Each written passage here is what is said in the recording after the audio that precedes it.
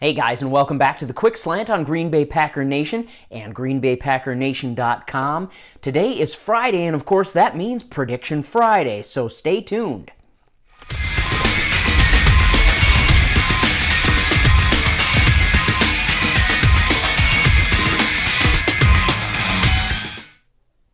I don't know about you guys, but a lot of predictions are really difficult for me. Some are more like falling off a log, but yet then you worry about it being a trap game or something like that. This game in particular, difficult to predict, because even if Aaron had not gone down with the injury, this game would have been a marquee matchup, I think. It would have been two very good offenses slugging it out. And honestly, I really expected these two defenses to kind of match up pretty evenly as well. However, the Packer defense has been struggling mightily in the last few games. So I think, as far as I'm concerned, my prediction for this game really depends in large part on the Packers defense. So let's talk about that Panthers matchup, that Panthers offense matchup versus our Packers defense. The Panthers, if you heard my last episode of the Quick Slant, we discussed the fact that even though the Panthers are they're averaging 23.1 points per game throughout the year. Since the loss to the Bears, they're actually averaging 26.8 points per game. So they're really right up there close to that 30-point-a-game mark. And we remember how outstanding the Packers did the year they averaged over 30 points a game. So that is going to be the key for this Packer defense. If we can make a stand against a Panther offense that is scoring 26, 27 points a game, then I will feel much more confident going through the remainder of the season. However, if we struggle and end up having to have Aaron in his first game back win this by putting up a 34, 35 points, then I'm going to be kind of concerned about this Packer defense throughout the remainder of the season. Now, there are a few things that I think the Packer defense has going for it. The Packers did have 3 sacks against Jameis Winston, and he's very much a similar style quarterback to Cam Newton, so I think that bodes well for us. Also, add to that the fact that Cam is actually 9th in the league in quarterbacks being sacked. So he's been sacked more than all but 8 quarterbacks in this league. So I really think that the Packers defense is going to dial it up one more time. I think we can get to Cam Newton. I think that McCarthy's game plan is going to be stop Jonathan Stewart in the run, stop Cam Newton from running the ball, and make Cam throw the ball. And then, if we can do that, 2 things will happen. 1, they don't really score a lot of touchdowns throwing the ball, and 2, it'll give us a chance to get to Cam Newton and put him on the ground. So I kind of expect we should have 2 or 3 sacks in this game, and that should be a lot of fun, actually, to watch. One of the keys, as far as the Panthers throwing the ball, we have already lost King, and Devon House has been ruled out for this game, so that's going to make things a little shaky in our secondary. So hopefully our secondary can hold up. Hopefully our pass rush gets at least some pressure on Cam Newton.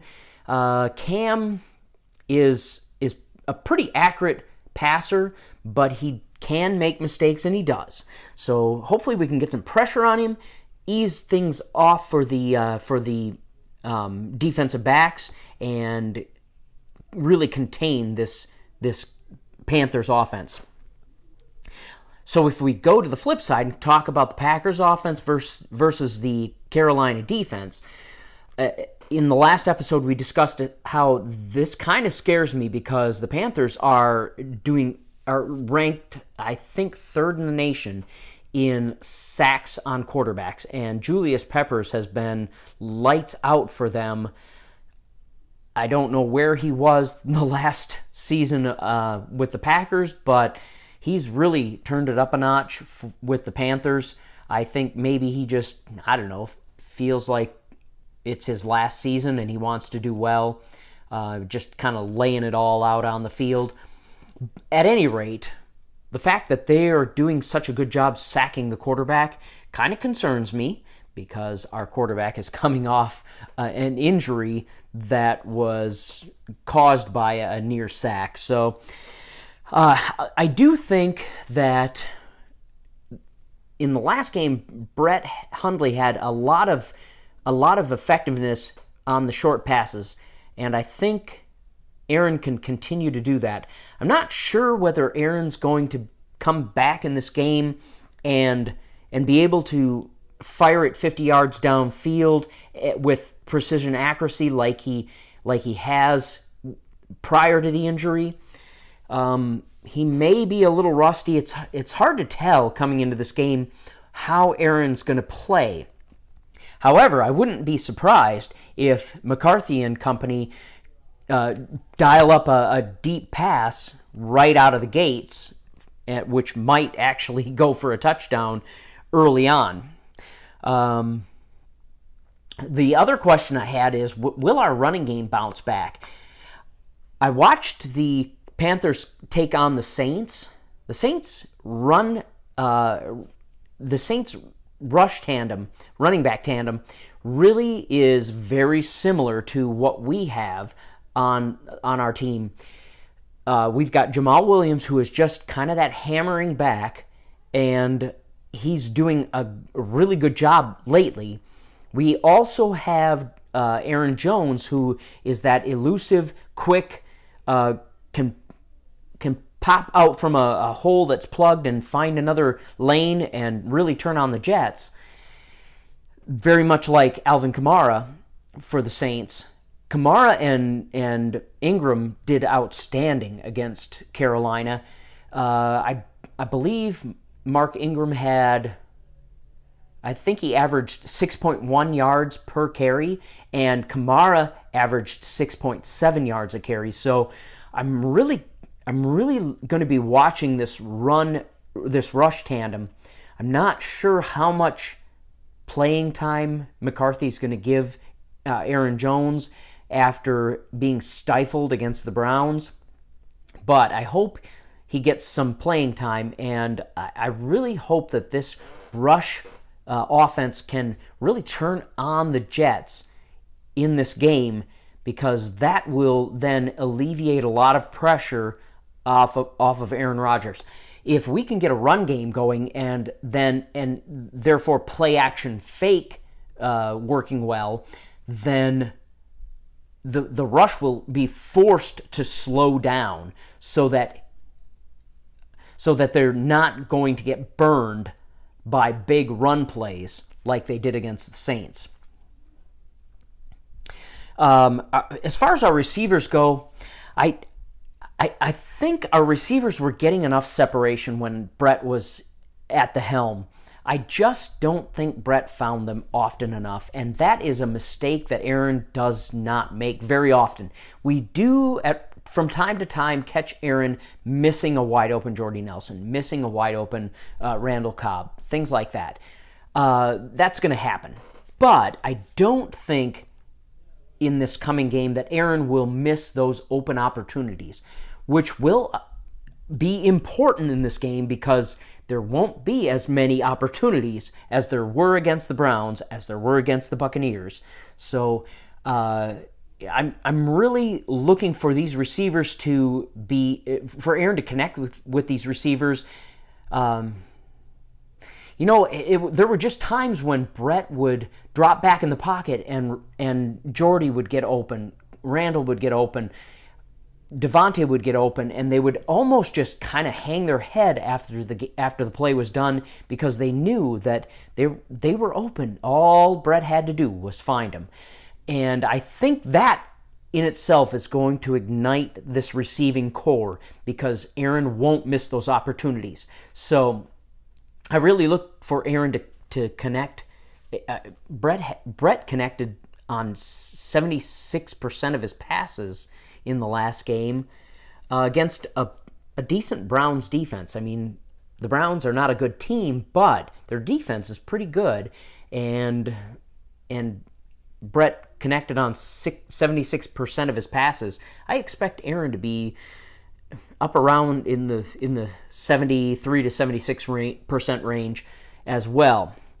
And I really think that's just going to spark these receivers. They're going to get excited about having Aaron Rodgers back.